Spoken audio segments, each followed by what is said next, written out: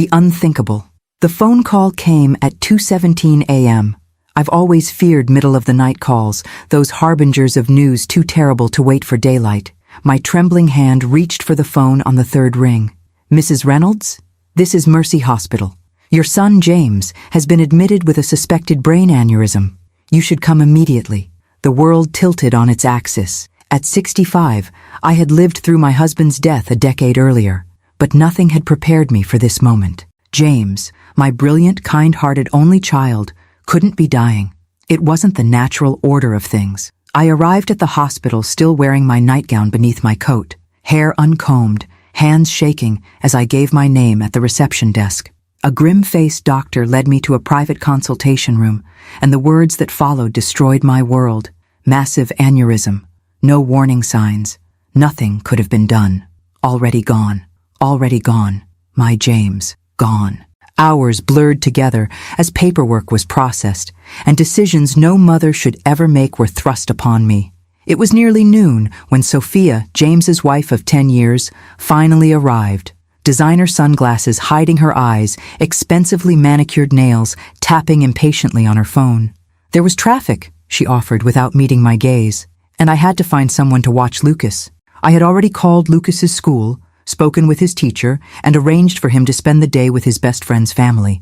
The fact that Sophia hadn't thought to do this, that she'd left their 8-year-old son without information about his father's condition, was sadly typical of the woman my son had married. "James is gone," I said simply, watching for the reaction that would tell me how to respond. Sophia's perfectly lipsticked mouth formed a small O of surprise. Her hand fluttered to her throat in a gesture that might have seemed natural if I hadn't spent years observing my daughter-in-law's calculated performances. "But he was fine yesterday," Sophia said, her voice catching. "We had dinner, and then he was working in his study. I went to bed early. I didn't even say goodnight." For a moment, genuine regret seemed to flash across her face, quickly replaced by something I couldn't quite identify. Relief? Calculation? Whatever emotion had surfaced was quickly masked by a more appropriate expression of shock. As the day progressed, I watched Sophia make phone calls in hushed tones, stepping away whenever hospital staff approached with questions about funeral arrangements. When decisions needed to be made about James's remains, Sophia deferred to me with a casualness that seemed oddly detached. "You know what he would have wanted better than I do." By evening, as we waited for James's body to be released to the funeral home, Thomas Bennett arrived, James's closest friend since law school and his personal attorney. His genuine grief was apparent in his reddened eyes and tight embrace as he held me. "I can't believe he's gone," Thomas whispered. "I just had lunch with him on Monday." I nodded, unable to form words through my grief. Thomas turned to Sophia, offering condolences that were met with a practiced, somber nod. "We'll need to meet soon," Thomas said, his professional tone returning slightly. "There are matters in James's will that will need immediate attention." Sophia straightened at this, dabbing at eyes that remained suspiciously dry behind her sunglasses. "Of course. Perhaps tomorrow? I'd like to get things settled quickly for Lucas's sake." The mention of my grandson pierced through my fog of grief. Lucas. Sweet, sensitive Lucas, who had lost his father and whose mother was already thinking about settling things quickly. "Lucas should be told in person," I said firmly. "I'll go with you to pick him up." "That's not necessary," Sophia replied quickly. "I can handle my own son." The slight emphasis on "my" wasn't lost on me. It was a familiar dynamic, Sophia asserting control over Lucas when it suited her narrative as devoted mother, while relegating actual parenting to James and, increasingly, to me. "He adores you," Sophia added, her tone softening artificially. "He'll need his grandmother more than ever now." The manipulation was transparent to me. After 30 years as a psychology professor, I'd studied enough human behavior to recognize what she was doing.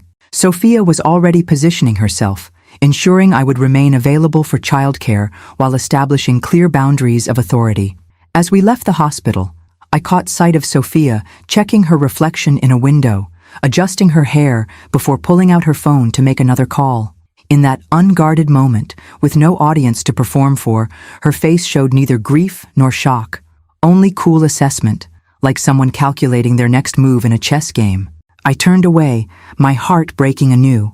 Not only had I lost my beloved son, but it appeared my grandson was in the hands of a woman who saw his father's death as an inconvenience at best, an opportunity at worst. What I couldn't know then was that James had foreseen this very scenario and had taken extraordinary measures to protect both me and his son from the woman he had finally recognized as a threat to us both. In the coming days, as I struggled through the fog of grief to arrange my son's funeral, I would begin to uncover the breadth of James's foresight and the depth of Sophia's deception.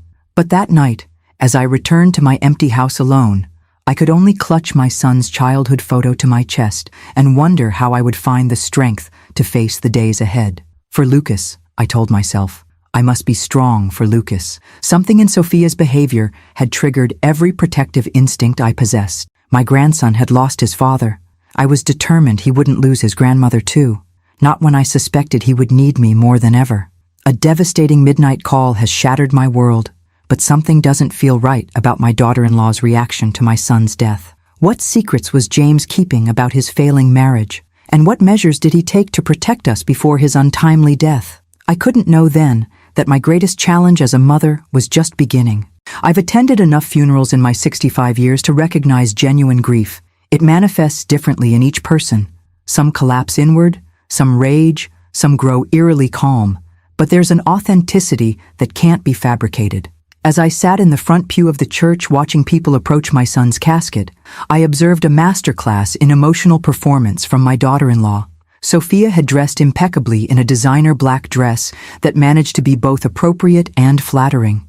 Her hair was styled in subdued waves, her makeup subtle yet flawless, tear-proof mascara evident as she dabbed occasionally at dry eyes with a monogrammed handkerchief. She leaned against me at calculated intervals, murmuring things like, "He would have appreciated such a turnout, and James always spoke so highly of everyone here."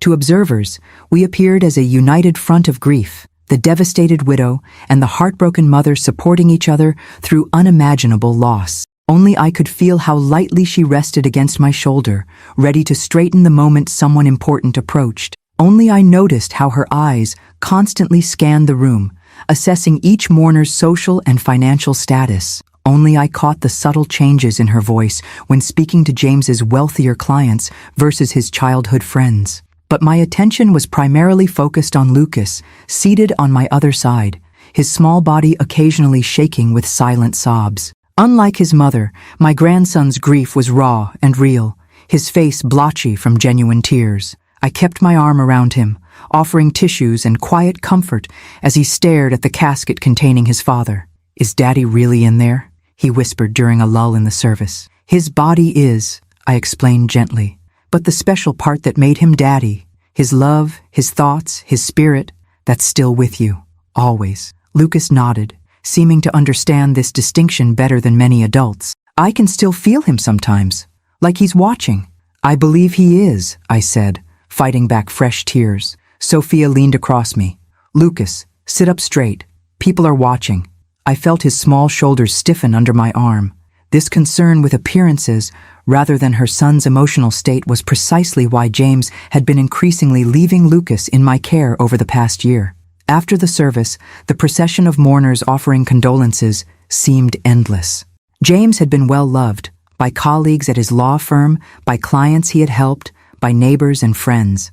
Each person had a story about his kindness, his integrity, his subtle humor. "Your son helped me keep my house during my divorce," one woman told me, clasping my hands. "He reduced his fees when he learned I was struggling, then connected me with financial advisors who helped me get back on my feet. James was the only attorney who took my discrimination case when no one else would," an elderly gentleman said. "He cared about justice, not just billable hours." These testimonials were bittersweet balm to my aching heart. My son had lived his values, had made a difference. I stored each story carefully in my memory, knowing Lucas would treasure them someday.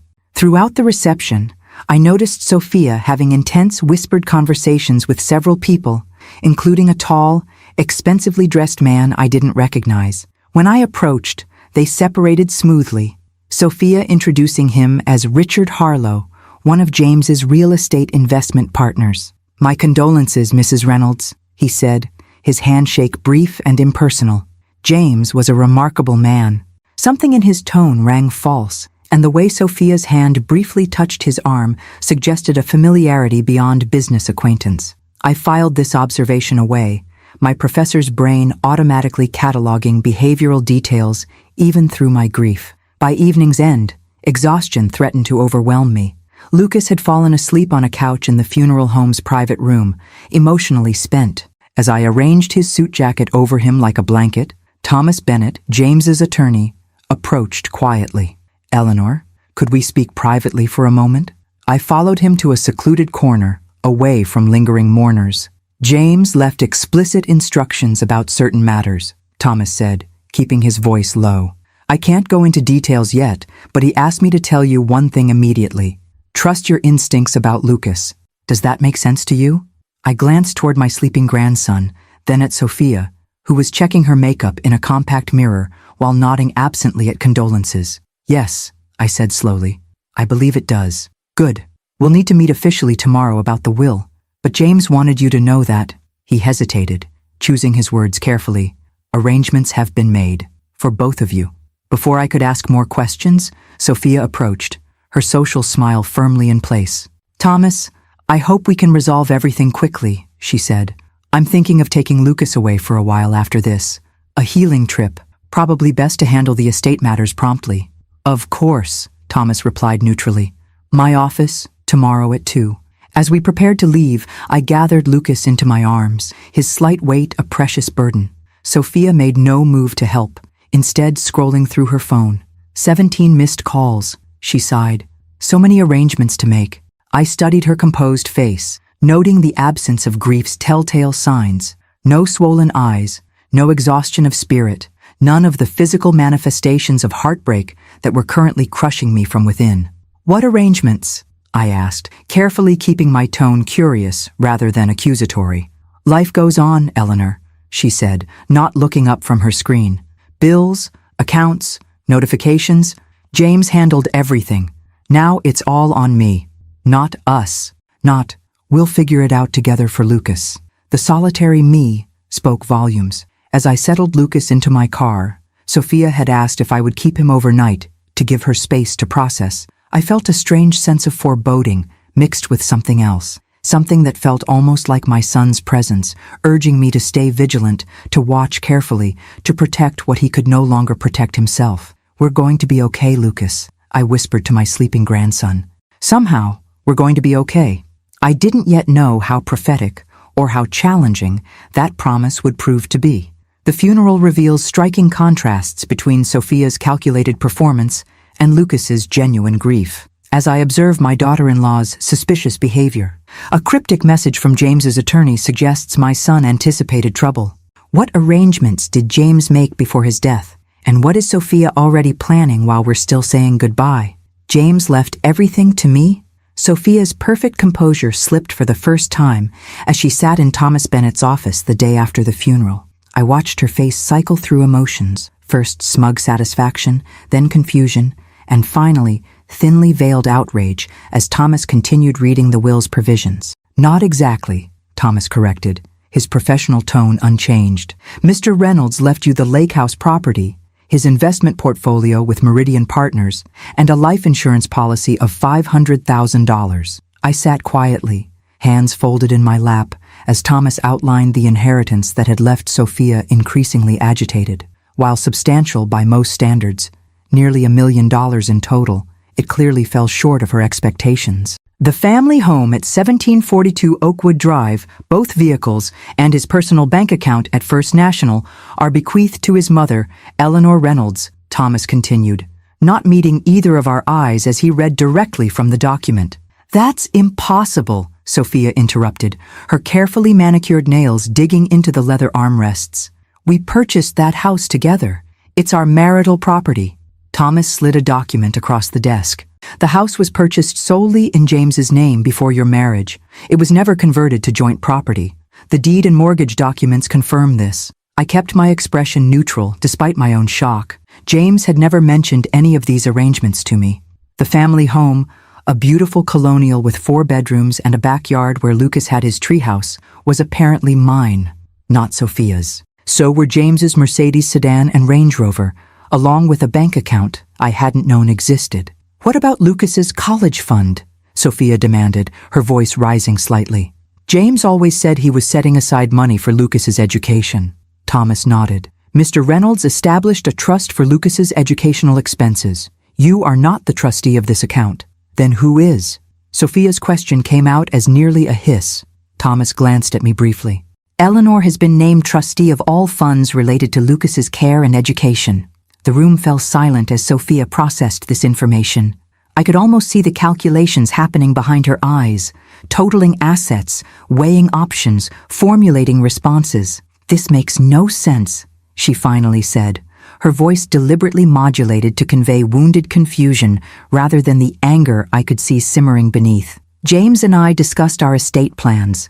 This is nothing like what we agreed upon. Thomas cleared his throat. The will was updated 3 months ago. James came to me specifically to make these changes. Everything is legally executed and witnessed. 3 months ago? Sophia's eyes narrowed. He never mentioned any changes to me. That was his prerogative, Thomas replied simply. I remained silent, absorbing the implications of what I was hearing. 3 months ago, James had secretly revised his will to ensure I would have the family home and financial resources while limiting Sophia's access to certain assets. The timing corresponded with a period when James had seemed particularly troubled, often bringing Lucas to stay with me for father-son weekends that I suspected were actually meant to give James space to deal with marital issues. There must be some mistake, Sophia said, turning to me with a practiced look of appeal. Eleanor, you know James would have wanted his family to remain in their home.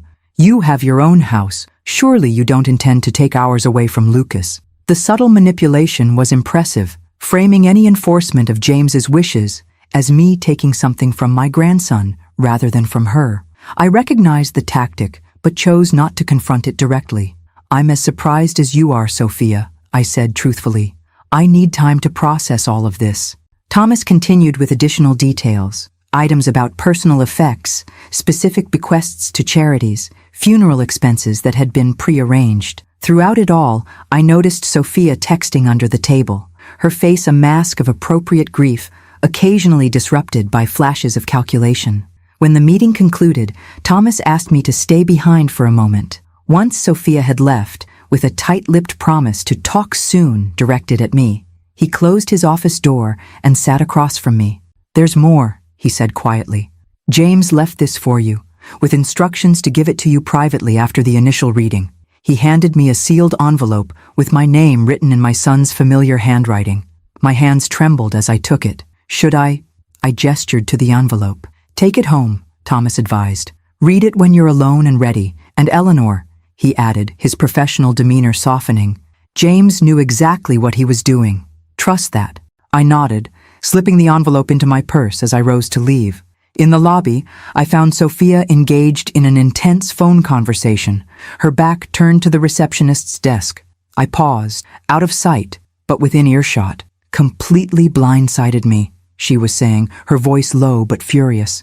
The house, the cars, even access to Lucas's education fund. No, I don't think he suspected anything. Must have been his mother's influence. Of course I'm going to fight it, Richard. I've put in 10 years with this family. I deserve more than some vacation property and insurance money. I retreated silently, taking the stairs instead of waiting for the elevator where Sophia might see me. My mind was racing with questions, but one thing was becoming increasingly clear. James had anticipated something I was only beginning to understand. Back in my own modest home, with Lucas still at school, I finally opened the envelope with shaking hands. Inside was a single page of stationery from James's law office. Mom, if you're reading this, the unthinkable has happened. I'm so sorry to leave you with this burden, but there's no one I trust more. My marriage has been failing for some time. What began as growing apart has evolved into something more concerning. I've discovered things about Sophia that make me fear for Lucas's future emotional well-being and for your security. I've arranged things to protect you both. The house, cars, and money aren't really for you. They're tools to ensure Lucas has one stable, loving parent figure when I'm gone. Sophia will fight this. She'll try to manipulate you. Don't let her know what you know or suspect. Watch and wait. Document everything regarding Lucas's care. Thomas has the rest of my instructions and evidence I've gathered. He'll help when the time is right. I love you, Mom. You taught me to see people clearly and to plan ahead. I'm counting on those same qualities now to protect my son. James. I pressed the letter to my chest, fresh tears spilling down my cheeks. Even facing his own mortality, James had been thinking of protecting his son and me. Now I understood my mission clearly. For my son's sake, for Lucas's future, I would need to become something I'd never been before. A strategic opponent in what was clearly going to become a battle of wills and manipulation with Sophia. It was time to put my psychology background to its most important use yet. James's will reveals shocking arrangements that leave Sophia furious and me stunned. Why did my son secretly transfer so many assets to my name? His private letter confirms my worst suspicions about Sophia and gives me a sacred mission. Protect Lucas at all costs, but to outsmart my calculating daughter-in-law, I'll need to hide what I know and play a longer game than she expects. Grandma, when is Dad coming back? Lucas's innocent question over breakfast 3 days after the funeral pierced my heart. At 8 years old, he was old enough to understand death conceptually, but still young enough to hope for impossible miracles. Oh, sweetheart, I said gently, setting down my coffee cup and taking his small hand in mine. Remember what we talked about? Daddy can't come back. His body stopped working because of the aneurysm in his brain. Lucas nodded, eyes downcast. I know. But sometimes I forget when I first wake up. I keep thinking he'll come make pancakes like on Saturdays. I swallowed past the lump in my throat. I know it's hard. I miss him too, every minute. Would you like me to make pancakes on Saturdays now? They wouldn't be the same, he mumbled, then quickly added, but I'd like that anyway. I was staying at James's house, my house now, according to the will, to help care for Lucas while Sophia dealt with important paperwork, as she'd vaguely explained. In reality, I suspected she was meeting with her own attorney to contest James's will, but I kept this thought to myself. After dropping Lucas at school, where his teacher had been wonderfully supportive, I returned to the house to find Sophia waiting in the kitchen. She'd let herself in with her key, dressed in a sleek black pantsuit that conveyed businesslike mourning. Eleanor, she greeted me with a kiss on the cheek that didn't reach her eyes. I'm glad you're here. We need to talk about arrangements going forward. Of course, I replied, maintaining the polite, somewhat deferential demeanor I'd decided to adopt as my strategy. Would you like some coffee?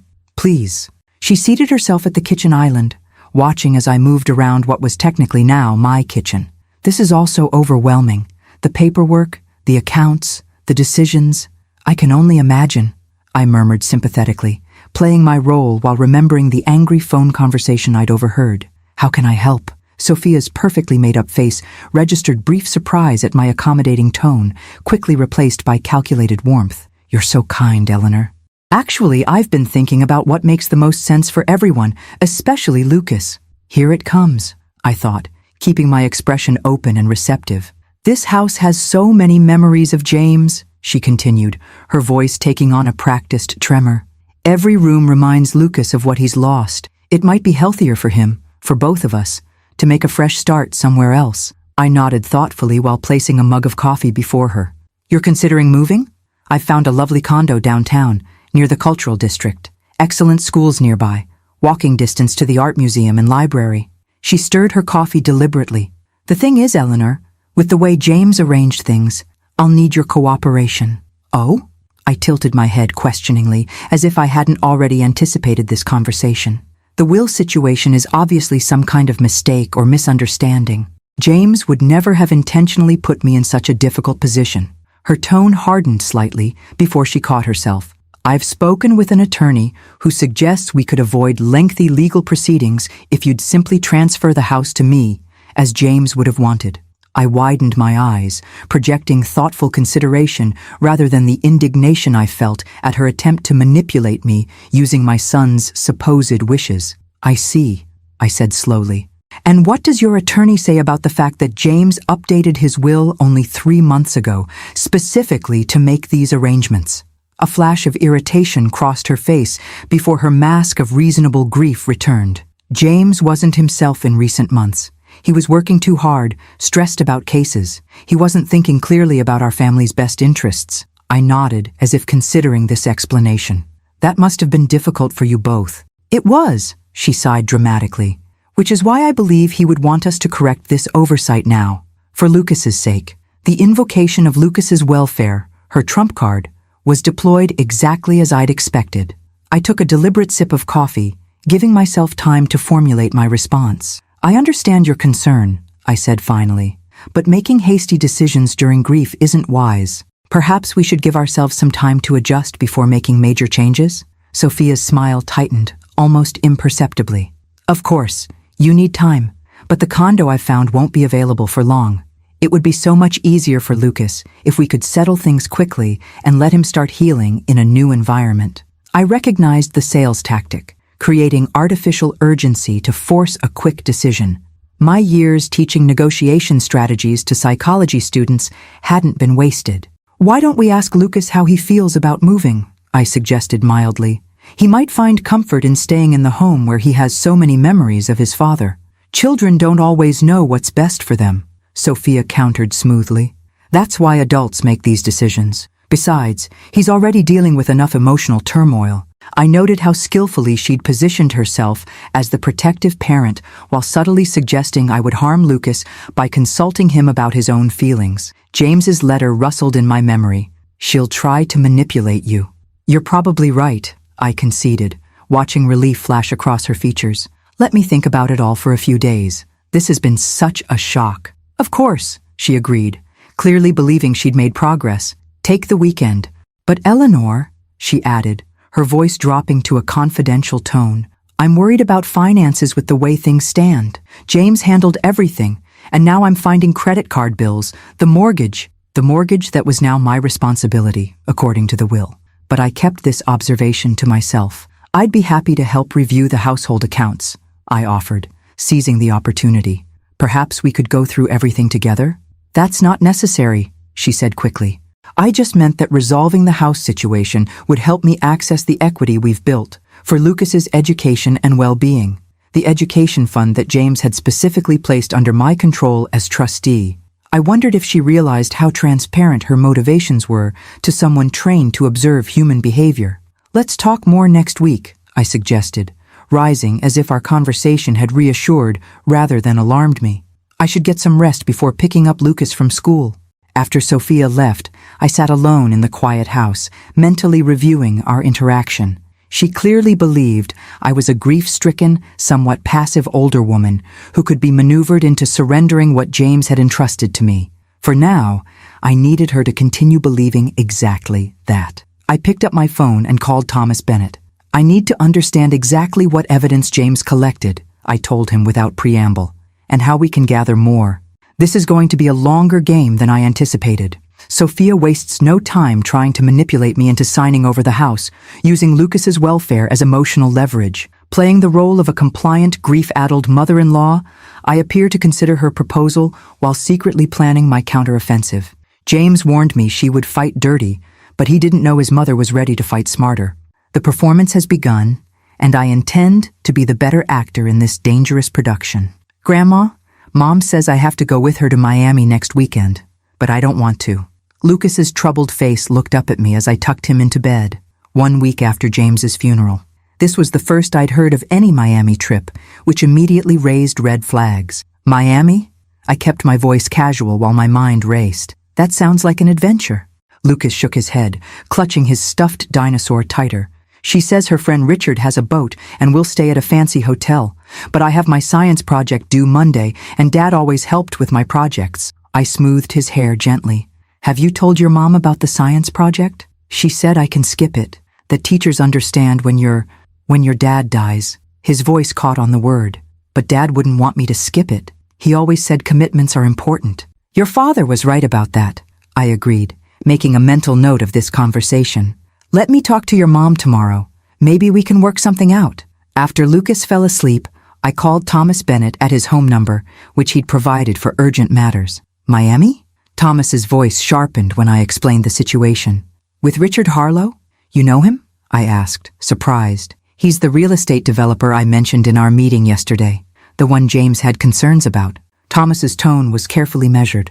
Eleanor, did you install the home monitoring system I recommended? Yes. The technician finished today. Cameras in the common areas and the security system that sends alerts to my phone. I'd followed Thomas's advice to improve home security, though the underlying purpose was different than what a grieving family might normally install. Good. That recording capability may prove valuable. He paused. I'm sending you some materials from James's private file tomorrow by courier. Don't open the package where anyone might see you. The next morning, after taking Lucas to school, I received a sealed manila envelope. Inside were printouts of text messages between Sophia and someone saved in her phone as RH, dated from various points over the past 8 months. James had apparently gained access to her phone records through means I chose not to question, given his legal background. The messages painted a damning picture. An affair that had begun almost a year ago. Plans made and broken. Complaints about James working late, about being trapped in her marriage. References to Lucas as the complication in their relationship plans. Most disturbing were exchanges from just 2 months ago. RH, how long are we going to keep this limbo going? You said you were ready to leave. Sophia, patience. Jay's name is on everything important. Need to get financials in better position first. Working on it. ERH. The Cayman property isn't going to wait forever. Perfect opportunity for fresh start. Sophia, trust me. Few more months, max. Everything will fall into place. I sat back, hands shaking slightly. These weren't just messages documenting an affair. They revealed Sophia had been planning to leave James, but wanted to secure financial assets first. Had James discovered these messages and changed his will in response? Is that why Sophia had been so shocked by the provisions? Another document in the package was a private investigator's report James had commissioned, containing photographs of Sophia and Richard Harlow entering a hotel together, expense reports showing gifts he'd purchased for her, and background information on Harlow's business dealings, some of which appeared ethically questionable. The final item was a handwritten note from James to Thomas, dated just 3 weeks before his death. Tom, enclosed is everything I've gathered. Not sure what my next steps should be. Confronting her could jeopardize my access to Lucas if things go badly. Need to protect him above all. We'll meet you next Thursday to discuss options. James had died on Tuesday. The meeting never happened. Armed with this knowledge, I approached my conversation with Sophia about the Miami trip strategically. I waited until she came to pick up Lucas's weekend bag that Friday afternoon. Lucas mentioned you're planning a trip to Miami? I kept my tone light, curious rather than confrontational. Just a quick weekend getaway, Sophia replied, checking her designer watch. Good for him to have a distraction. He's worried about missing his science project deadline, I mentioned casually. You know how James always emphasized academics. Sophia's smile tightened. A weekend off won't hurt his GPA, Eleanor. The school psychologist actually recommended new experiences to process grief. I nodded thoughtfully. That makes sense, though I wonder if a boat trip with Richard, was it? Might be a bit much so soon after losing his father. Lucas seems anxious about it. Her eyes narrowed slightly at my mention of Richard's name. Lucas will be fine. Children are adaptable. They certainly are, I agreed. Though sometimes they need familiar routines during trauma. I'd be happy to keep him here to finish his project, if that would help your plans. I could see the calculation happening behind her eyes, weighing the freedom of a child-free weekend against her need to maintain the appearance of devoted motherhood. That's thoughtful, but unnecessary, she said finally. This trip is about mother-son bonding. Of course, I conceded, then added innocently, Oh, I've been meaning to ask, do you know the password to James's home computer? Lucas was hoping to find some photos for a memory book his counselor suggested.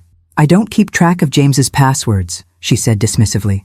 Have Thomas check his office files. Another note for my growing mental catalog. Sophia claimed not to know James's passwords, information that most spouses would share. I'd already found his password notebook in his desk drawer, but her response was telling. One more thing, I said as she turned to leave. Lucas's teacher wants parent volunteers for their field trip to the Science Museum next Wednesday. Since I'm not officially a parent, I thought you might want to sign up. The children who've lost parents apparently find these outings especially difficult. It was a test, one I suspected she would fail. Wednesday, I have an all-day spa appointment I've been waiting weeks for. Mental health care, she added with a performative sigh. You understand. Of course, I said sympathetically. Self-care is important during grief. I'll explain to Lucas's teacher. After she left with a promise to return Sunday evening with Lucas, I immediately called Thomas. She's taking Lucas to Miami with Richard Harlow, I reported. I need to document this trip carefully. Already on it, Thomas assured me. I've engaged the same investigator James used. We'll have photographs of everything. Miami is actually helpful for our purposes. It shows her priorities clearly. And if Lucas is upset by the trip, I couldn't keep the worry from my voice. Document his emotional state when he returns. Have him talk to his counselor about it. Every reaction becomes evidence, Eleanor. I hated viewing my grandson's pain as evidence, but I understood the necessity. Building a case for Lucas's well-being meant carefully cataloging everything that threatened it. As I prepared for a weekend alone in James's house, my house, I thought about the theater production unfolding around us all. Sophia playing the grieving widow while planning escapes with her lover. Me playing the supportive mother-in-law while gathering ammunition. Even Lucas unconsciously providing crucial insights through his innocent comments and reactions. The only person not performing was James, whose absence remained the most powerful presence in our lives. I touched the framed photo of him on the mantel. "I'm watching, James," I whispered, "just like you asked me to, and I'm learning more than Sophia realizes." Disturbing evidence reveals Sophia has been planning her escape for months, viewing Lucas as a complication in her affair with Richard Harlow. As she whisks my grandson off to Miami with her lover, I maintain my performance as the supportive mother-in-law while carefully documenting every poor parenting decision. James had begun building a case before his death. Now I'm continuing his work, gathering evidence that will eventually protect Lucas from a mother who sees him as an afterthought in her new life plans. Lucas returned from Miami with sunburned shoulders, a stomach ache from too much ice cream, and emotional withdrawal that broke my heart. He trudged into the house Sunday evening, hours later than Sophia had promised to bring him back, his small face tight with exhaustion. "How was your trip, sweetheart?" I asked, kneeling to his level as Sophia texted rapidly on her phone behind him. Lucas shrugged, eyes downcast. "The boat made me sick." "He's being dramatic," Sophia interjected without looking up from her screen. "It was just a little motion sickness. The resort was 5-star. The weather was perfect. He had a wonderful time." Lucas's expression told a different story, but he remained silent, casting a quick glance at his mother before mumbling, "Can I go to my room?" "Of course," I said gently. "I'll bring up some ginger tea for your tummy in a few minutes." As he trudged upstairs, I noticed he wasn't carrying his backpack. Did Lucas forget his school bag? Sophia waved dismissively. "It got wet on the boat, nothing important in it. His science project materials were in that bag," I pointed out, carefully keeping accusation from my tone. "He can get an extension. I'll write a note." She finally looked up from her phone, her expression daring me to challenge her. "Richard sends his regards, by the way. He was disappointed you couldn't join us." The brazen mention of her lover made my stomach clench, but I maintained my facade of oblivious politeness. "How thoughtful. I hope you enjoyed your weekend." "Very much," she replied, a hint of triumph in her smile. "Richard has wonderful connections in Miami. We're considering investment opportunities there." "How nice," I murmured, making a mental note of this casual admission of future plans. I should check on Lucas. Upstairs, I found my grandson sitting on his bed, staring at a photo of James on his nightstand. The room was exactly as he'd left it Friday, homework still spread across his desk, work he clearly hadn't touched all weekend. "Want to tell me about the trip?" I asked gently, sitting beside him. His lower lip trembled. Mom was on her phone the whole time. She and Richard talked about boring grown-up stuff and left me with the hotel babysitter, even at night. My heart sank. "The whole night?" He nodded miserably. "2 nights. The babysitter fell asleep watching TV, and I got scared because I didn't know where I was when I woke up. I called Mom's room, but she didn't answer." I kept my expression neutral while inwardly seething. That must have been frightening. Richard has a big boat, but he wouldn't let me touch anything. He said kids mess things up. Lucas picked at a loose thread on his comforter. And Mom laughed when he said that, even though Dad always let me help steer our little boat. Each detail was another piece of evidence, another example of Sophia prioritizing her new relationship over her son's emotional needs. I made careful mental notes to record later in the journal Thomas had suggested I keep. "Did you tell Mom you were scared or upset?" I asked. Lucas shook his head. "She was having fun. She told me in the car that it's important for her to be happy again, and I shouldn't make things harder by complaining." The manipulation of making an 8-year-old responsible for his mother's happiness, especially one grieving his father, sent a surge of protective anger through me. I pushed it down, focusing instead on comforting Lucas. It's okay to have feelings about things, I told him, pulling him gently against my side. Even when grown-ups are having fun, your feelings matter too. He leaned into me, his small body relaxing slightly. Dad always asked about my feelings. I know, sweetheart. I know. After getting Lucas settled with tea for his stomach and helping him salvage what we could of his science project, I documented the evening's revelations in my journal, adding them to the growing catalog of concerning behaviors. Thomas had explained that establishing patterns was crucial. Any single incident could be explained away, but consistent patterns of neglect or poor judgment would build our case. Over the next 2 weeks, those patterns emerged with disturbing clarity. Sophia began staying out late without explanation, leaving Lucas with me more frequently. She missed his school conference, sending me in her place with a vague excuse about estate meetings. She forgot to refill his asthma medication, necessitating an emergency pharmacy run when he had a mild attack during soccer practice. Each incident was meticulously documented in my journal. Each one showed a mother increasingly detached from her son's daily needs, while I stepped in to fill the void. I was careful not to criticize Sophia directly to Lucas, focusing instead on providing the stability and attention he craved. The security system I'd installed captured telling moments. Sophia bringing Richard to the house late one evening, both slightly intoxicated, unaware that Lucas was awake, and witnessed their intimate behavior in the kitchen. Sophia instructing Lucas to remember to tell Grandma you had a great time today, after a rushed outing where she'd spent most of the time on business calls. Multiple instances of her promising Lucas she'd attend his activities, then canceling at the last minute. My performance as the supportive, somewhat naive mother-in-law continued throughout. I offered to help with Lucas's care in ways that seemed generous rather than strategic. I expressed understanding when Sophia claimed grief brain for forgotten commitments. I avoided confrontation when she made thinly veiled comments about moving forward with selling the house. "Eleanor, we need to discuss the house situation," she said one evening, 3 weeks after James's death. She'd arrived unexpectedly while I was helping Lucas with homework, dressed for what was clearly a dinner date rather than a mother-son evening.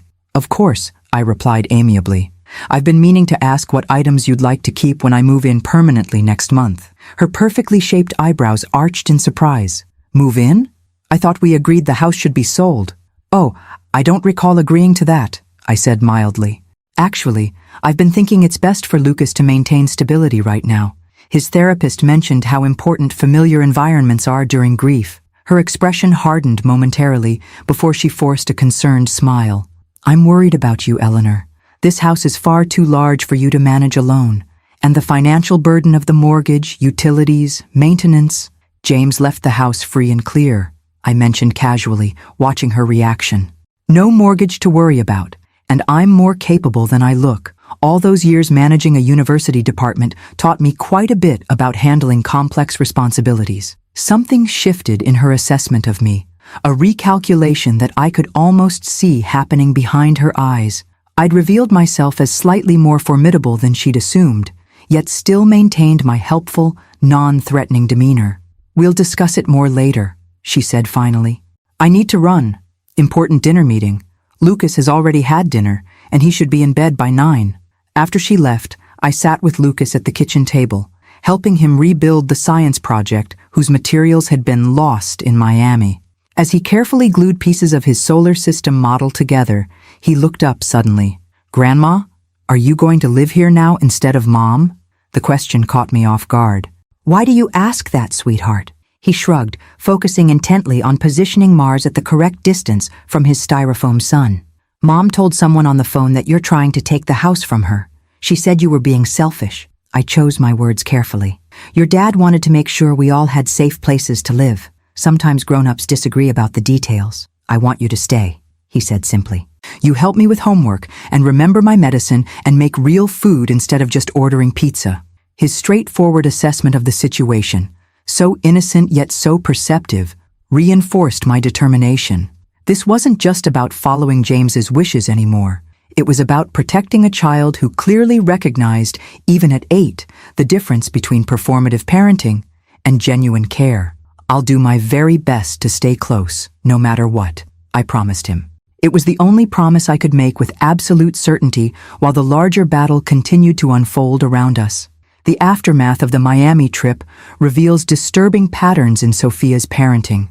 As she increasingly neglects Lucas for her relationship with Richard, I carefully document each instance while maintaining my supportive facade.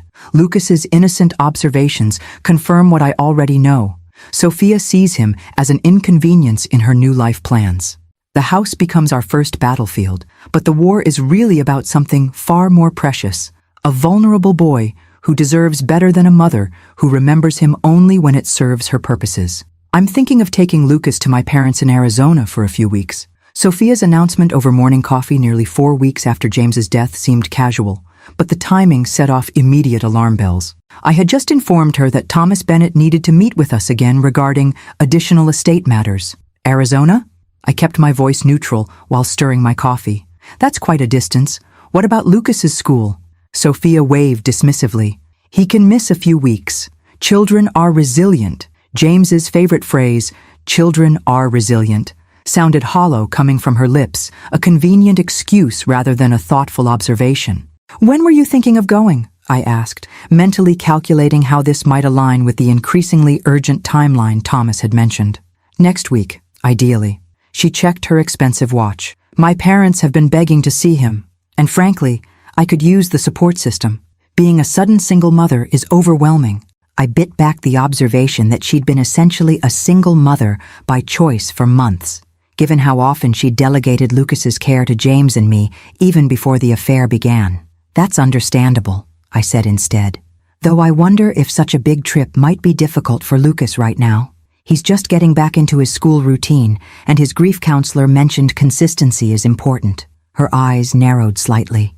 "Are you suggesting I don't know what's best for my own son?" "Not at all," I backpedaled, maintaining my non-threatening persona. "Just thinking out loud. I'm sure you've considered everything carefully."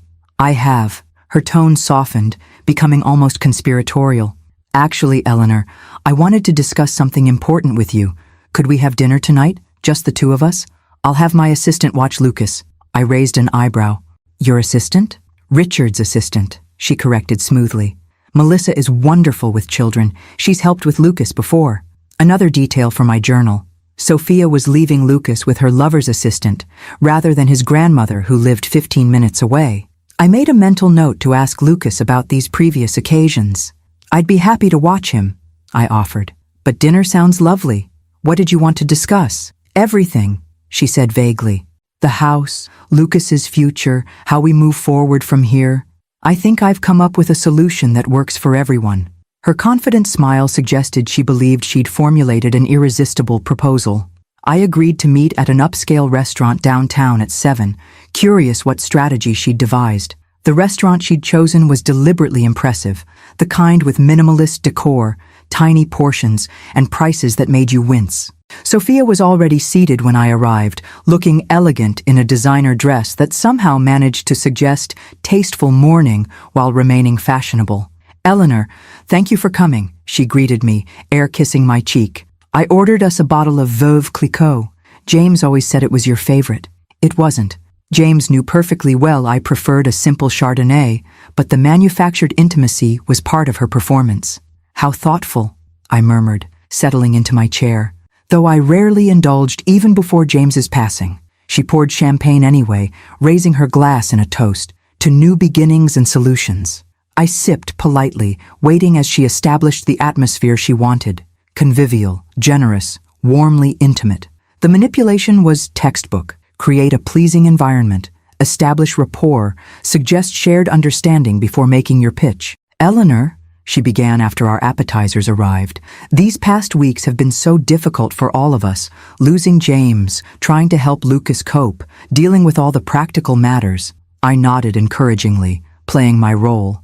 "I've been thinking about what truly matters," she continued, her voice taking on a practiced sincerity. "Family, security, peace of mind, and I think I've found a way for all of us to have what we need." "I'm listening," I said, cutting a small piece of my overpriced scallop. "You and I both know James's will has created complications." She delicately sipped her champagne. "The house, the vehicles, the accounts. It's all rather awkward, isn't it? Not at all what James would have wanted if he'd been thinking clearly. I remained silent, letting her continue her pitch uninterrupted. I've spoken with an excellent estate attorney who specializes in these situations. He believes we could easily contest the will based on James's mental state in those final months. The stress he was under, the medications for his previous heart condition. It wouldn't be difficult to demonstrate diminished capacity. My heart clenched at how casually she suggested invalidating my son's final wishes, but I kept my expression neutral. I see. But litigation is so unpleasant, she continued smoothly. Creates divisions, drags on for months or even years. Not what Lucas needs right now. Absolutely not, I agreed, wondering where this performance was heading. She leaned forward, lowering her voice conspiratorially. So, I've come up with a better solution. One that gives us both what we want without any messy legal battles. And what would that be? I asked, genuinely curious about her strategy. You transfer the house and vehicles back to me as James's widow, she explained, as if offering a tremendous favor.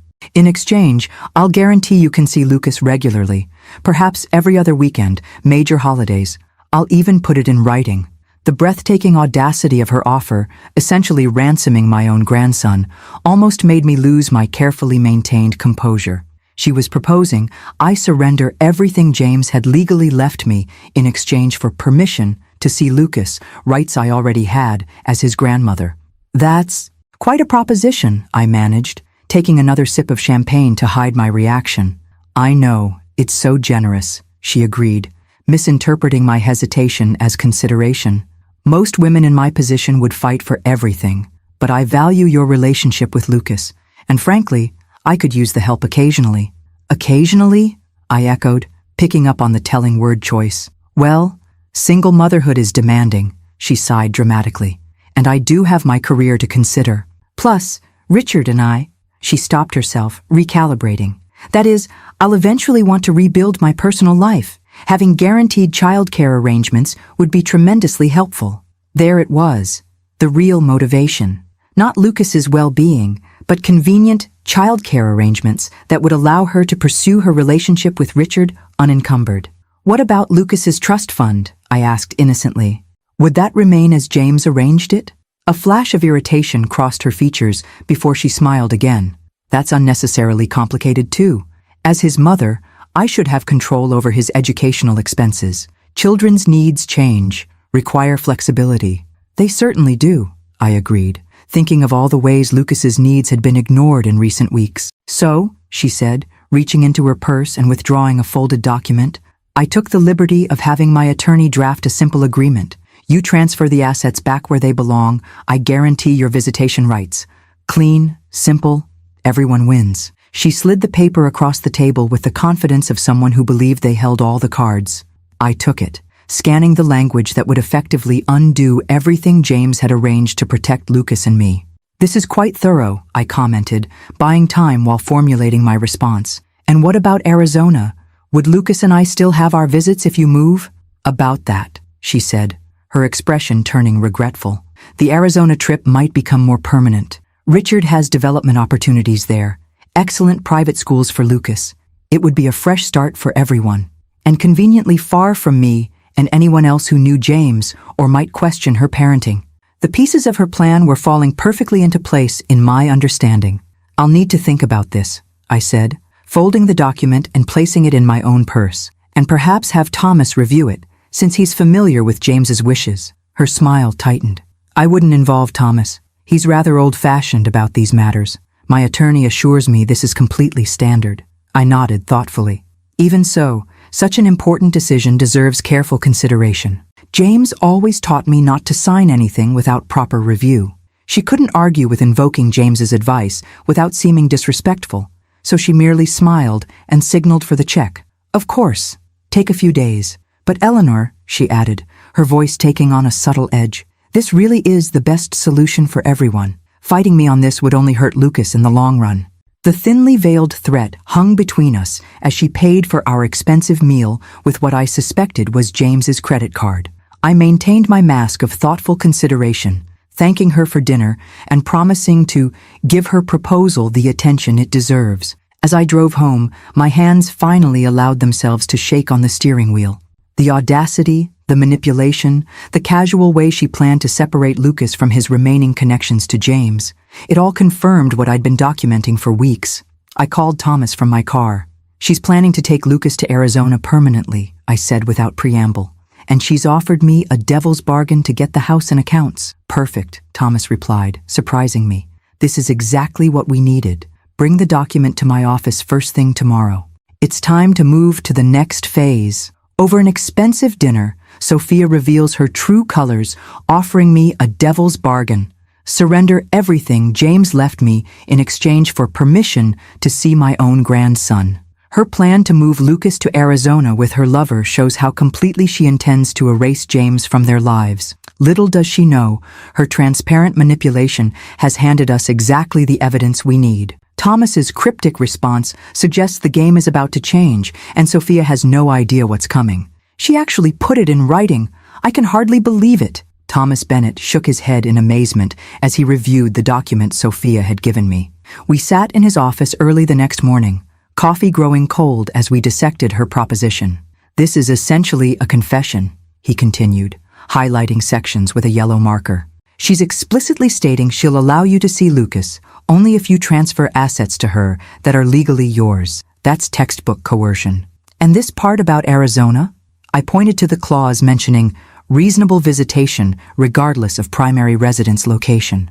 "Establishes premeditation for removing Lucas from his support system and familiar environment during grief." Thomas added another yellow highlight. "Combined with the evidence we've gathered of her parenting patterns, this creates a compelling narrative."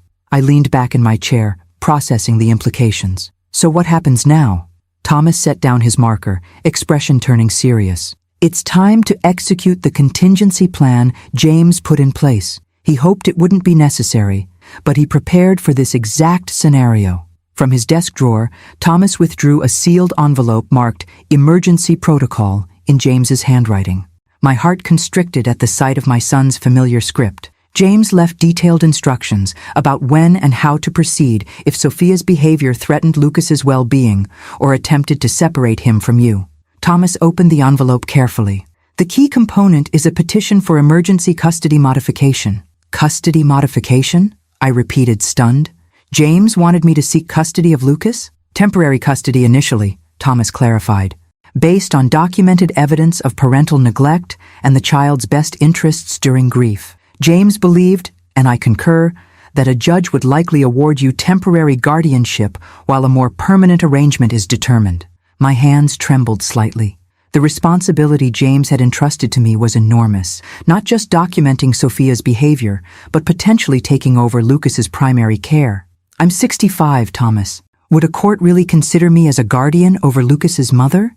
"Age isn't disqualifying, especially given your demonstrated involvement in his life. And remember, we're not alleging Sophia is an unfit mother in the traditional sense. We're demonstrating that her current priorities and choices are detrimental to Lucas's emotional well-being during a critical period of grief and adjustment." Thomas laid out the evidence we'd accumulated, my detailed journal documenting Sophia's absences and Lucas's reactions, the home security footage showing multiple concerning incidents, statements from Lucas's teachers about missed conferences and incomplete homework, notes from his grief counselor about regression and anxiety that coincided with Sophia's increased absences, photographic evidence of the Miami trip with Richard while Lucas was left with hotel staff, and now the damning document, proposing to use Lucas as leverage. "We'll need one more piece," Thomas explained. "A neutral third-party evaluation of Lucas's home environment and emotional state. I've arranged for a court-approved child psychologist to interview Lucas tomorrow at his school. Standard procedure in these cases, nothing that would alarm Sophia if she heard about it." The methodical way James had prepared for this contingency, right down to identifying appropriate psychological evaluators, broke my heart all over again. How long had he been concerned about Sophia's parenting? How much had he witnessed before deciding such drastic measures might be necessary? "When would we file the petition?" I asked, trying to focus on practical matters rather than my swirling emotions. "Immediately after receiving the psychologist's report, assuming it supports our position, likely within 48 hours. Thomas's expression softened slightly. "Eleanor, Are you prepared for what comes next? Sophia will not take this lying down. She'll be furious, possibly vindictive. I thought of Lucas's small face when he returned from Miami, the way he'd confided that his mother had left him with strangers overnight, how he'd clutched his father's photo while trying not to cry. I thought of James, who had foreseen this situation and trusted me to protect his son when he no longer could. I'm prepared, I said firmly. What's our next step? Maintain your current approach with Sophia. Don't let on that anything has changed. If she presses for an answer about her proposition, tell her you're still considering it and have questions about some details. Thomas began organizing documents into a legal folder. Meanwhile, I'll prepare the emergency petition and coordinate with the psychologist. As I left Thomas's office, my phone buzzed with a text from Sophia. Need your answer by tomorrow. Arizona arrangements pending. Important opportunity for Lucas's future. The transparent attempt to create artificial urgency only strengthened my resolve. I typed a carefully calibrated response. Still reviewing. Have some questions about the visitation schedule. Can we discuss tomorrow evening? Her reply came immediately. Fine. 7 p.m. at the house. We'll have Richard's attorney present to answer any concerns. Richard's attorney, not James's, not a neutral party, not even her own independent counsel. Another telling detail for our documentation. I spent the afternoon with Lucas after school, helping with homework and listening as he reluctantly described an incident that morning when Sophia had forgotten to pack his lunch, then berated him for calling to remind her because she was in an important meeting. I recorded these details in my journal immediately after he went upstairs to play, noting his dejected posture and the way he'd minimized his mother's reaction, clearly accustomed to managing her emotions rather than his own. That evening, I received an unexpected call from Thomas. The school psychologist met with Lucas today during lunch, he informed me without preamble. Her preliminary findings are significant. Lucas demonstrated elevated anxiety when discussing his home environment, particular concern about being sent away to Arizona, and clear attachment to you as his primary source of emotional support. Is that enough? I asked, hope rising cautiously. Combined with our other evidence, yes. I'm filing the emergency petition first thing tomorrow morning. The judge I've requested typically rules on these matters within 24 hours. Should I tell Lucas anything? I worried about preparing him for the potential upheaval. Not yet, Thomas advised. Children his age struggle with keeping sensitive information private. For now, maintain normal routines. If the judge rules in our favor, we'll have a child specialist help explain the situation to him appropriately. I slept fitfully that night, torn between hope that Lucas might be protected from Sophia's neglect and anxiety about the conflict that would inevitably erupt. By morning, my resolve had strengthened. This wasn't about my preferences or even about honoring James's wishes anymore. It was about a vulnerable child whose mother was making choices that compounded rather than helped his grief. Thomas called at 10:17 a.m. The petition has been filed. Judge Carlton has scheduled an emergency hearing for tomorrow at 9 a.m. Sophia will be served notice this afternoon. So soon. I hadn't expected things to move so quickly. Judge Carlton takes child welfare cases seriously, especially when there's evidence of potential parental flight risk. Sophia's Arizona plans raised red flags. I thought about my scheduled 7 p.m. meeting with Sophia and Richard's attorney that evening. Should I still meet with Sophia tonight as planned? Absolutely not, Thomas said firmly. Once she's served the court papers, you should have no direct contact except through legal representatives. Go to a hotel tonight if necessary. She'll likely be extremely volatile when she realizes what's happening. What about Lucas? Worry for my grandson overrode all other concerns. The petition includes a provision for Lucas to remain in his current home environment with you present until the hearing. The server will explain that to Sophia. Thomas paused. Eleanor, this is going to get complicated quickly. Are you absolutely certain you're prepared? I thought of James's letter, of his trust in me, of Lucas's increasingly anxious behavior. I've never been more certain of anything in my life. Sophia's manipulative proposition becomes the final evidence we need, triggering James's emergency protocol, a custody petition I never imagined filing. As court proceedings are set in motion, I prepare for the storm that will erupt when Sophia discovers her plans are being challenged. Thomas warns me the battle will be fierce, but my resolve is unshakable. For James, for Lucas, I'll face whatever comes next, even as I wonder how my grieving grandson will weather this additional upheaval in his young life. You scheming, manipulative witch! Sophia's voice exploded through my phone, hours after she'd been served with the emergency custody petition. I held the device away from my ear, her rage so incandescent it seemed to radiate through the speaker. How dare you try to steal my son after everything I've done for you? Her words tumbled out in furious bursts. My attorneys will destroy you. You'll never see Lucas again when this is over. Following Thomas's advice, I remained silent, letting her fury spend itself without engagement. Eventually, she seemed to register my lack of response. Are you there? Say something, she demanded. On the advice of counsel, I can't discuss this matter directly with you, I finally replied, keeping my voice calm and neutral. I'll see you at the hearing tomorrow. You'll regret this, she hissed, before the line went dead. I leaned against the kitchen counter, suddenly exhausted. The court server had arrived at precisely 2 p.m., delivering the petition papers to Sophia at her office. Thomas had arranged for Lucas to be with me after school, sparing him from witnessing his mother's inevitable explosion. Now, as evening approached, I faced the challenge of maintaining normalcy for Lucas while preparing for tomorrow's hearing. He sat at the dining room table, focused on a math worksheet, blissfully unaware of the legal storm gathering around him. Grandma, can we have spaghetti for dinner? He asked, looking up from his multiplication problems. The kind with your special sauce. Of course, sweetheart, I replied, grateful for the distraction of ordinary tasks. Would you like to help me make it? As we chopped onions and stirred sauce, I studied my grandson's face, searching for signs of additional stress. Sophia had called him earlier, her voice tight but controlled, explaining that she had an unexpected work emergency and he would stay with me tonight.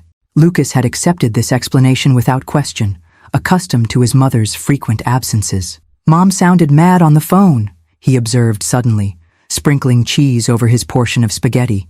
Is she mad at me? No, absolutely not, I assured him quickly.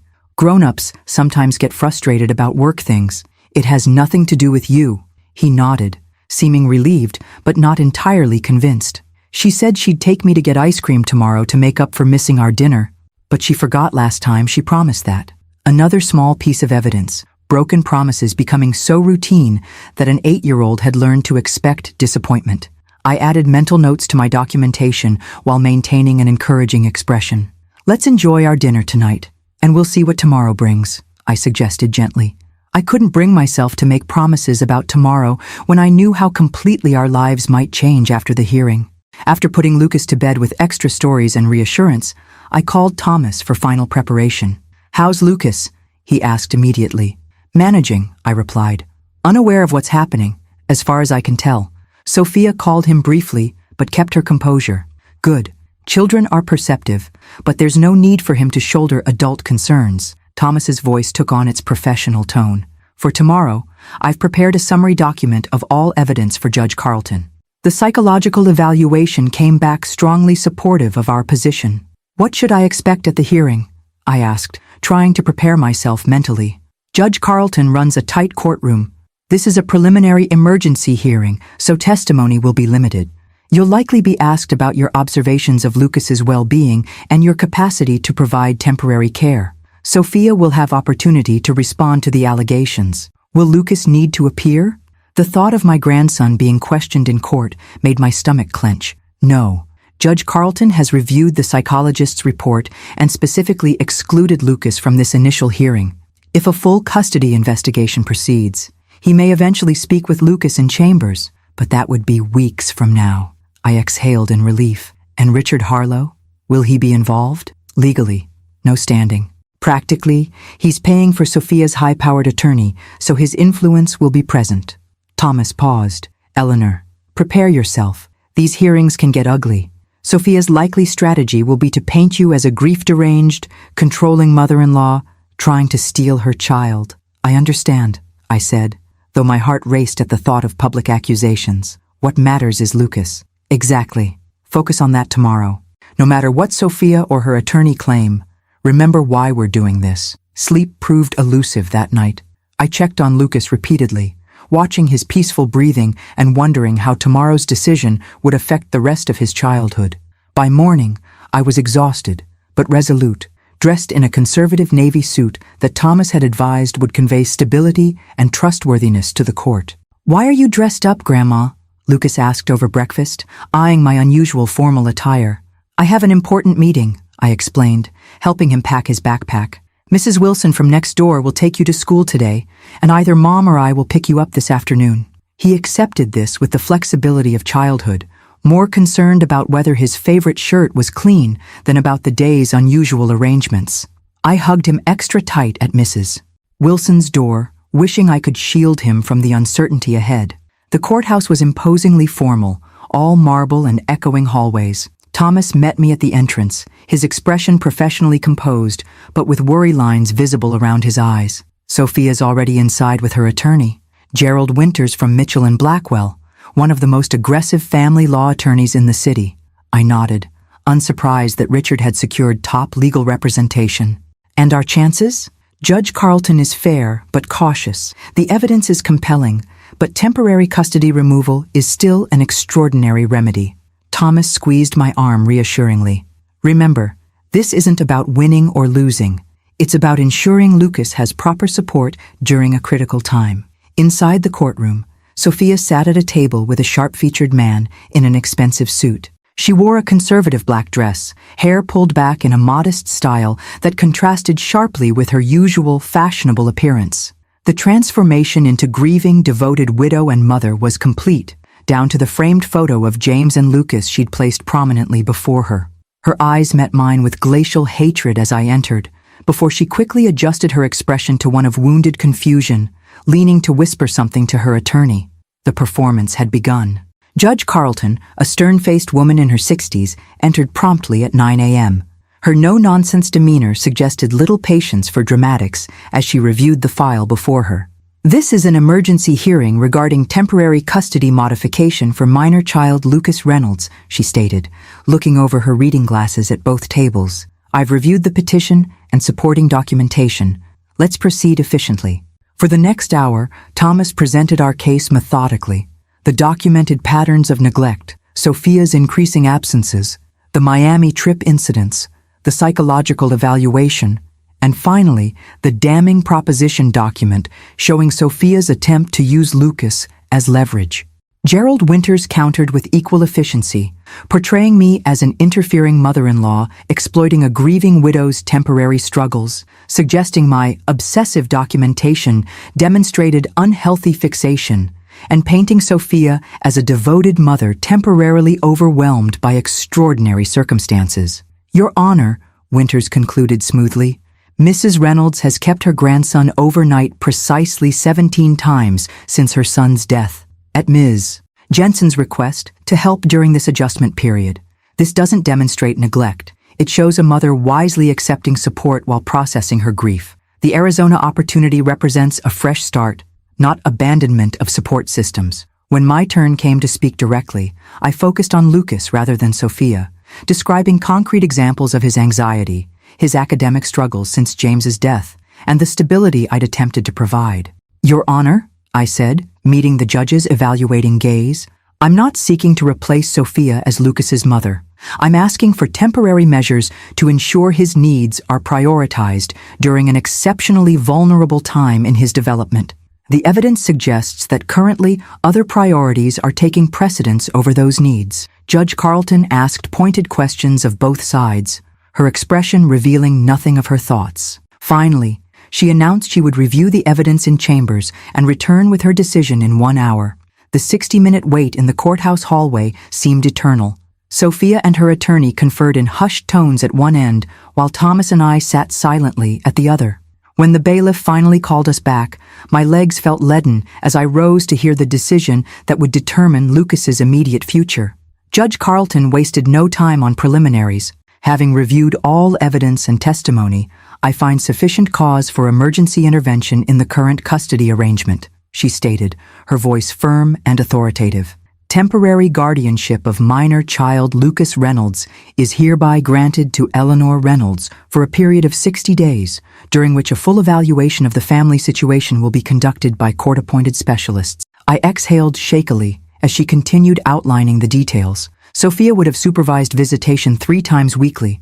Neither party could remove Lucas from the jurisdiction, and a comprehensive family assessment would begin immediately. Across the courtroom, Sophia's composed facade cracked completely. Her face contorted with fury as she turned to her attorney, whisper-shouting accusations and demands for appeal. Judge Carlton observed this reaction with a raised eyebrow before adding a final comment. "Ms. Jensen, your reaction to this temporary ruling concerns me. I strongly advise you to use the coming evaluation period to demonstrate the mature parenting capacity your son needs, rather than focusing on personal grievances." With a sharp rap of her gavel, she concluded. Court adjourned. As we left the courtroom, Sophia blocked our path, her carefully applied makeup now streaked with angry tears. "This isn't over," she hissed, ignoring her attorney's restraining hand on her arm. "You think you've won? You have no idea what's coming." Thomas stepped between us. "Ms. Jensen, all communications should go through counsel from this point. We'll coordinate Lucas's pickup from school today and arrange the first supervised visitation." As Sophia was led away by her increasingly concerned attorney, I leaned against the wall, the magnitude of what had just happened washing over me. I had temporary custody of my grandson. James's concerns had been validated by a court of law. Lucas would be protected, at least for now. "What happens next?" I asked Thomas, my voice barely steady. "We pick up Lucas from school, explain the situation as gently as possible with the help of his counselor, and begin establishing a stable routine." He touched my shoulder supportively. "The hard part is just beginning, Eleanor. But for today, at least, Lucas is safe." In a tense courtroom showdown, Judge Carlton grants me temporary custody of Lucas after reviewing our compelling evidence. Sophia's mask of devoted motherhood shatters with the ruling, revealing the rage beneath her calculated performance. As she threatens that this isn't over, I prepare for the challenging task ahead, helping my grieving grandson understand these new arrangements while bracing for whatever counterattack Sophia is already planning. For now, though, Lucas is protected, and James's foresight has been vindicated. "Grandma, is Mom ever coming back?" Lucas's question pierced my heart as we sat on the porch swing 6 weeks after the emergency custody hearing. His small legs dangled, not quite reaching the floor, as he stared at the driveway where Sophia's car would normally appear for her supervised visits. Visits she had attended only sporadically over the past month and a half. "Your mom is going through a difficult time," I answered carefully, choosing words the family therapist had suggested. "She loves you, but sometimes adults struggle with big changes." Lucas nodded with a wisdom beyond his 8 years. "Like when Dad died, and she started staying out late?" His perception sometimes startled me. "Children notice so much more than we give them credit for." "Something like that," I agreed, pulling him closer to my side. "How are you feeling about everything?" He considered this seriously, brow furrowed in concentration. "Sad sometimes, but not scared anymore." "Scared?" I prompted gently. "When Mom talked about Arizona, I was scared all the time," he admitted. "I didn't want to leave my school and my friends and you. And I didn't like Richard. He always talked to me like I was a baby or not there at all." Each of these revelations was carefully noted in my ongoing documentation. The court-appointed evaluator had been meeting with Lucas weekly, and with me and Sophia separately. The comprehensive assessment that Judge Carlton had ordered was nearing completion, with the final custody hearing scheduled for next week. The week since gaining temporary guardianship had been both challenging and healing. Lucas had initially been confused and upset when we explained the new arrangement, but his counselor had helped frame it as a special time with Grandma while Mom sorts out grown-up problems. The stability of routine, regular meals, consistent bedtimes, homework help, and predictable expectations had gradually eased his anxiety. Sophia's reaction had been volatile and erratic. She attended the first few supervised visits with obvious resentment, spending much of the time on her phone or asking Lucas leading questions about whether he was happy or if I was being mean to him. Then she canceled 2 visits in a row, claiming work emergencies. When she returned, her approach had shifted to bringing expensive gifts and making elaborate promises about future trips and experiences. The most telling visit had been 3 weeks ago, when she arrived with Richard Harlow unexpectedly in tow, attempting to circumvent the court order specifying who could be present. When the visitation supervisor refused to allow Richard to join, Sophia had stormed out, leaving Lucas in tears, and without the visit he'd been anticipating all week. She hadn't come for the past 2 scheduled visits at all. "Do you think you'll feel ready for the talk with the judge next week?" I asked Lucas, referring to the in-chambers conversation Judge Carlton had scheduled. The therapist had been preparing him, explaining that the judge simply wanted to hear his thoughts and feelings, not force him to choose between his mother and grandmother. "I guess so," he replied, kicking his feet rhythmically. "Ms. Abernathy said I just have to tell the truth about what makes me feel safe and happy." "That's exactly right," I assured him, though my own stomach knotted at the thought of Lucas facing such adult responsibilities. The next day brought an unexpected development. Thomas called early in the morning, his usually measured tone edged with urgency. "Eleanor, Sophia's attorney just filed a motion to dismiss the custody case. They're requesting an immediate return to the original arrangement with no restrictions." My hand tightened on the phone. "On what grounds?" "They're claiming the evidence was manufactured, that you manipulated Lucas into making statements against his mother, and that Sophia's parenting decisions were reasonable responses to grief." My heart sank. "Do they have any chance of succeeding?" "Ordinarily, I'd say no. Our documentation is too thorough. The psychological evaluation's too clear." Thomas paused. "But there's a complication. Richard Harlow has connections with Judge Blackwell, who's been assigned to hear this motion while Judge Carlton is on medical leave." The implications were clear. Money and influence could potentially override weeks of careful evidence gathering and professional evaluations. "What can we do?" I asked, trying to keep panic from my voice. "I'm filing counter motions immediately. But Eleanor, there's something else you should know. Our investigator reports that Sophia and Richard have put deposits on property in the Cayman Islands, a jurisdiction with limited enforcement of U.S. custody orders." The threat crystallized with horrifying clarity. If Sophia regained custody, even temporarily, she could potentially take Lucas out of the country to a place where our legal protections would be difficult to enforce. "She wouldn't," I began, then stopped myself. Of course she would. Everything I'd learned about Sophia in these weeks confirmed she viewed Lucas primarily as an accessory to the life she wanted, not as a vulnerable child with his own needs. "I'm implementing additional safeguards," Thomas assured me. "I've requested an emergency hearing with Judge Carlton upon her return next week. In the meantime, document everything. Any communications from Sophia, any reactions from Lucas, anything unusual at all." That evening, as Lucas worked on a school project about family traditions, my phone chimed with a text from Sophia. "We need to talk privately, without lawyers. Meet me tomorrow 2 p.m. at Riverside Park. Come alone or deals off." I showed the message to Thomas immediately, who advised against meeting her without witnesses. "This is exactly the kind of end run around proper channels that concerns me," he warned. Against his advice, I arranged to meet Sophia, but not alone. Thomas would be nearby, out of sight but within earshot, and I would record our conversation as permitted by our state's one-party consent laws. The park was nearly empty when I arrived, just a few mothers with toddlers at the distant playground. Sophia sat on a bench overlooking the river, her designer sunglasses hiding her eyes, her posture rigidly composed. "Thank you for coming," she said as I approached, her tone unexpectedly subdued.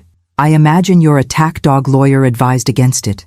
"I'm here because any resolution that helps Lucas is worth exploring," I replied neutrally, taking a seat beside her but maintaining distance. Sophia was silent for a long moment, watching the river flow past. When she finally spoke, her voice had lost its usual sharp edge. "I'm dropping the custody case." Of all the things I'd expected her to say, this wasn't among them. "What? You heard me." She removed her sunglasses, revealing eyes ringed with uncharacteristic fatigue. "I'm signing over full custody to you. No more court battles, no more supervised visits, no more evaluations and judgments." I studied her face, searching for the manipulation behind this sudden capitulation. "Why? Richard and I are moving to Grand Cayman next month. He's secured development rights for a major resort property." She spoke matter-of-factly, as if discussing a change in dinner plans rather than abandoning her child. "It's the opportunity of a lifetime. We'll be there at least 3 years establishing the project." "And Lucas?" I asked, though I already knew the answer. She shrugged slightly. "Lucas needs stability, structure, all those things the evaluators keep emphasizing. I can't provide that right now, not with the demands of relocating and launching a major development." The clinical detachment with which she discussed leaving her son, her only child, who had just lost his father, left me momentarily speechless. "So you're just walking away?" I finally managed. I prefer to think of it as making the mature, responsible choice. Her tone suggested she expected praise for this decision. "I'm putting Lucas's needs first by recognizing you're better positioned to meet them right now." "Right now?" I echoed. "For the foreseeable future," she clarified. "I'll send support payments, of course, make video calls when possible. Perhaps he could visit during school holidays eventually." The casual way she outlined transitioning from mother to distant relative made my heart ache for Lucas. Yet beneath my sadness was profound relief. Lucas would be spared further custody battles, further disappointments, further insecurity about his future. "What do you want from me?" I asked directly, sensing there must be conditions to this offer. "A clean break," she replied immediately. "No contested hearings, no forensic financial investigations, no further intrusion into my personal affairs. Sign the agreement my lawyer is drafting, and Lucas stays with you while I start fresh." "And the house? James's accounts?" I wasn't concerned about material assets, but I wanted to understand her complete proposition. "Keep them," she said with a dismissive wave. "Richard's development will make those look like pocket change. I just want this chapter closed cleanly and quickly." As she outlined the details of her proposed arrangement, I maintained a neutral expression while inwardly marveling at the outcome James had somehow foreseen. His careful planning, transferring assets to me, documenting Sophia's behavior, establishing trusts for Lucas, had anticipated exactly this scenario. Sophia choosing her own desires over her son's needs when forced to face the responsibilities of genuine parenting. 1 week later, I sat in Judge Carlton's chambers as she reviewed the voluntary custody agreement Sophia had signed the day before, departing for Grand Cayman with Richard. "This is an unusual resolution," the judge commented, studying the document carefully. "Ms.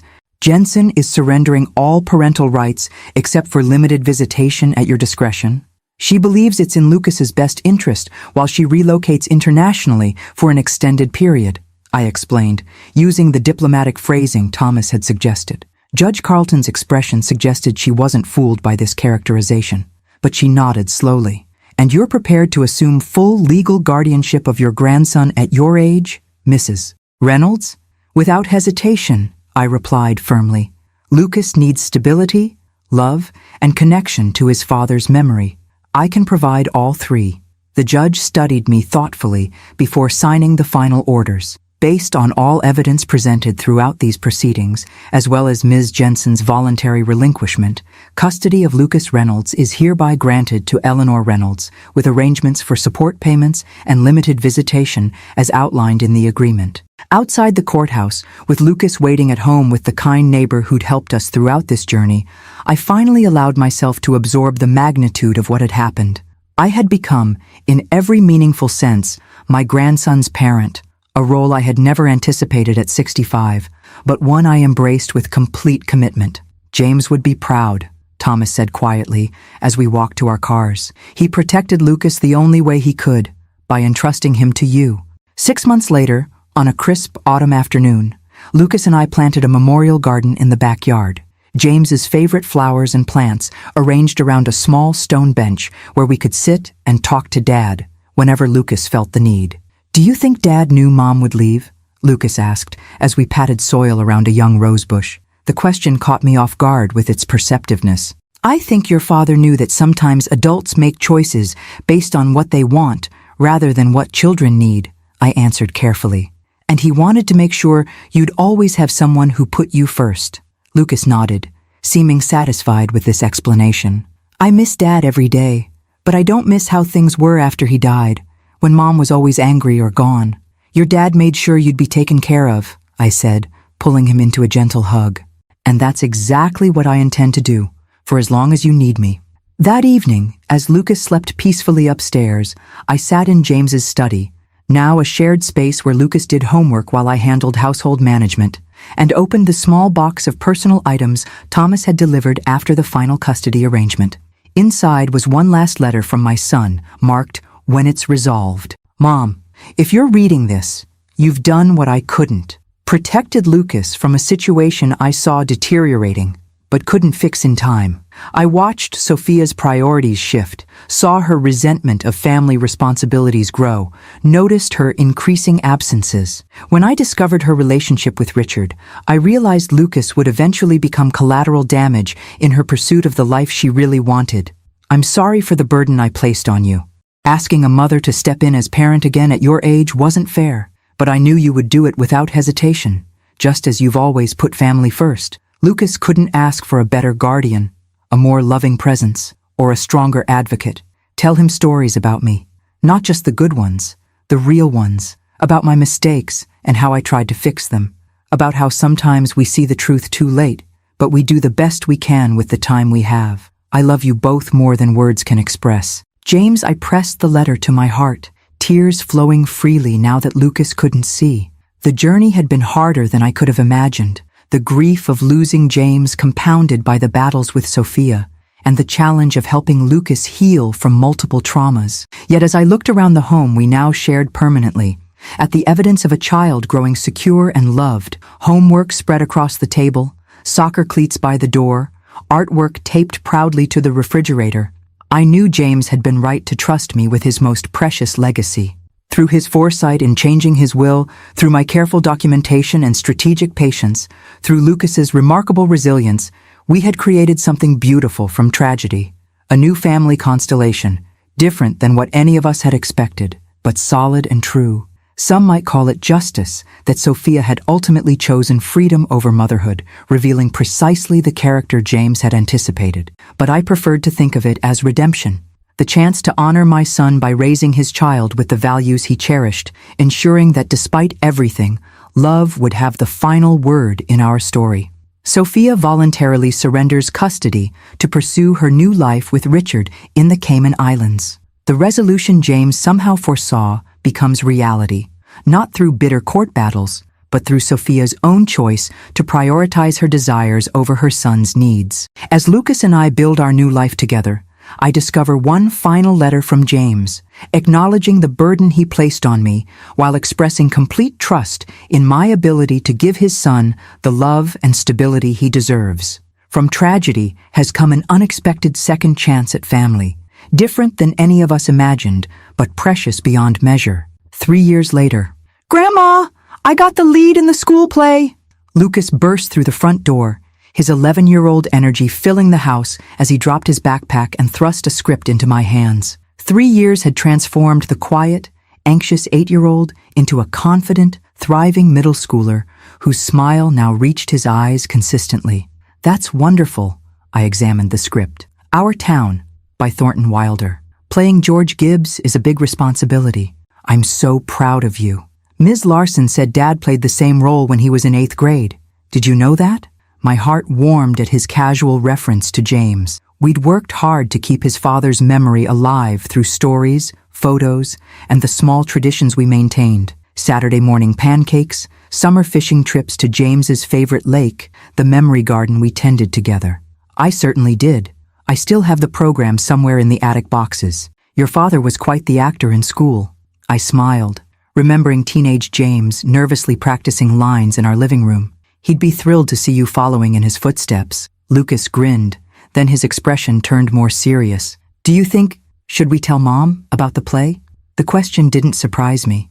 Though Sophia had essentially vanished from Lucas's life after moving to Grand Cayman, her promised video calls dwindling to rare, awkward birthday messages and eventually stopping altogether, Lucas occasionally still sought connection with her. "We can send her an email with the dates," I said carefully. "It's entirely up to you." He considered this, then shook his head. "Maybe not. She didn't answer when I wrote about winning the science fair, and she's probably still in Asia with Richard anyway." Through infrequent updates from Thomas, who maintained minimal professional contact with Sophia's attorney regarding support payments, we knew she and Richard had married and were now developing resort properties in Thailand. The support checks arrived regularly, the one commitment she maintained, but contained no personal notes or inquiries about Lucas's well-being.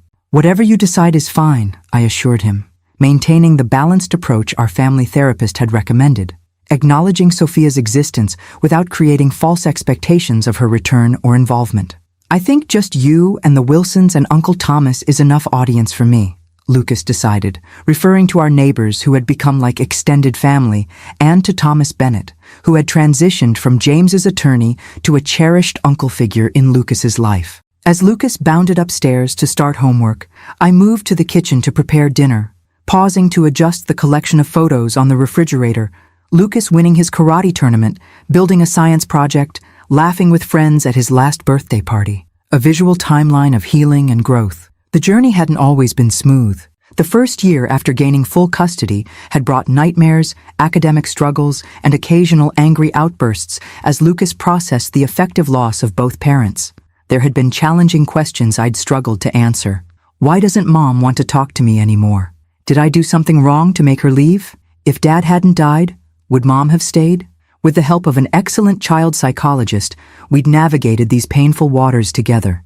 I'd learned to validate his feelings without vilifying Sophia, to help him understand that her choices reflected her limitations, not his worthiness. Now, 3 years later, Lucas had found his footing. His grades were excellent, his circle of friends solid, his emotional resilience remarkable for a child who had experienced such significant losses. The house that had once been James's, then briefly mine, had truly become ours, filled with evidence of our shared life. Lucas's art projects displayed alongside my watercolor attempts, his sports equipment sharing space with my gardening tools, photo albums documenting our camping trips and holiday celebrations. At 68, I had found unexpected vitality in this second round of parenting.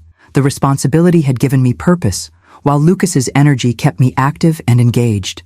I'd even started dating recently, a kind widower I'd met through the community theater where Lucas took acting classes. Nothing serious yet, but a pleasant reminder that life continued to offer surprises at every stage. My phone chimed with a text message from Thomas. Court approved the college fund restructuring, all set for Lucas's future education, protected exactly as James wanted.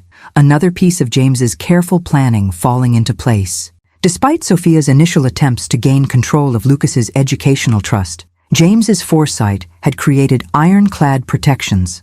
Now those funds were secured in a structure that would provide for Lucas's college and perhaps even graduate education, regardless of what happened to me in the coming years. As I prepared dinner, I reflected on the strange path that had brought us here, the midnight call that had shattered our world, the gradual revelation of Sophia's true character, the careful strategy that had ultimately protected Lucas from becoming collateral damage in her pursuit of a different life. In my darkest moments during those early days after James's death, I couldn't have imagined the life Lucas and I would build from the ashes of that tragedy.